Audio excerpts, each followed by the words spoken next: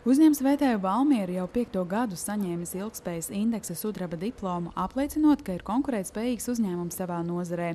Šī godalga gadu tiek pasniegta uzņēmumiem, kas atbildīgi īsteno savus mērķus saskaņā ar darbinieku, klientu un citu tirgus dalībnieku interesēm. Ekspertu novērtējums no malas, un tas vienmēr ir interesanti, jo viņi arī dažreiz atrod tās vietas, kas mums liekas visi pilnīgā kārtībā, kas nav īsti labas, un tas, kas mums liekas, kas mums nekam nedara, viņi saka, īstenībā uz tā fona jūs esat labi. Ja? Uzņēmuma vadība turpmākajos gados cer saņemt ilgspējas indeksa zelta diplomu, taču tas netiek uzstādīts kā pašmērķis.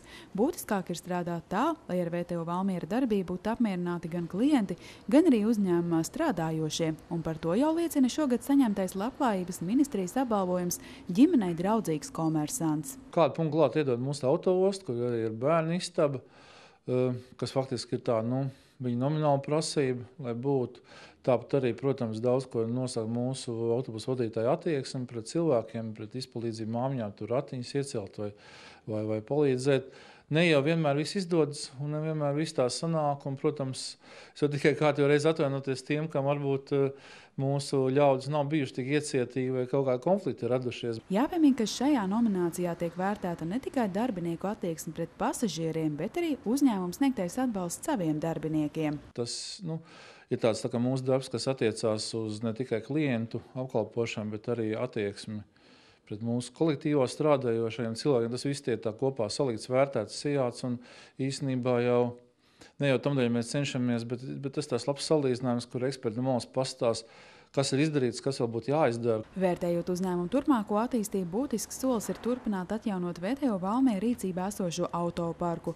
Tas notiek pamazām, un jau šajā nedēļā Valmieras pilsētas ielās ir sācis kursēt nesen Vācijā iegādāts Mercedes-Benz markas autobuss. Sarunā ar īpašniekiem, tātad pašvaldību vadītājiem, kur arī Valmierā ir diezgan izšķirošs balss, tika nolemts, ka valdei būtu jāstrādā pie tā, lai dažu gadu laikā, protams, mēs nevaram aizrauties ar milzīgām naudas piesaistīšanām, bet par to, ko mēs varam nopelnīt, mēs varam katru gadu 2-3 autobusus nomainīt uz jaunākiem. Protams, arī nopirkt pilnīgi jaunas autobusus pilsētā mums nav tādas iespējas, bet tas, ko mēs varam iegādāties, ir saprātīgi vecumi, labas kvalitātes autobusi, kas vēl varētu ripot un kalpot mūsu pasažieru vajadzībām. 2 iegādātie autobusi ir ļoti labā stāvoklī. Tie ir vidē draudzīgi, patērē mazāk degvielas, kā arī ir ērtāki pasažieriem. Viņiem ir zemās grīdas, tā kā es pieļauju veciem cilvēkiem vieglāk iekāpt arī tām pieminētām māmiņām, bērnu ratiņiem, vecākiem. Tātad viņiem ir arī, patreiz vēl nedarbojas, pie tā mēs strādājam, bet noteikti drīz būs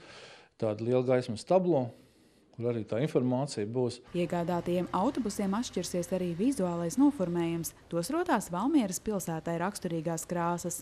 Jāmin, ka jau pavisam drīz Valmieras pilsētas svētku laikā viens no jaunajiem autobusiem kļūs par skatuvi uz riteņiem, jo svētku programmas ietvaros tajā muzicēs Valmieras mūzikas skolas pūtēju orķestris.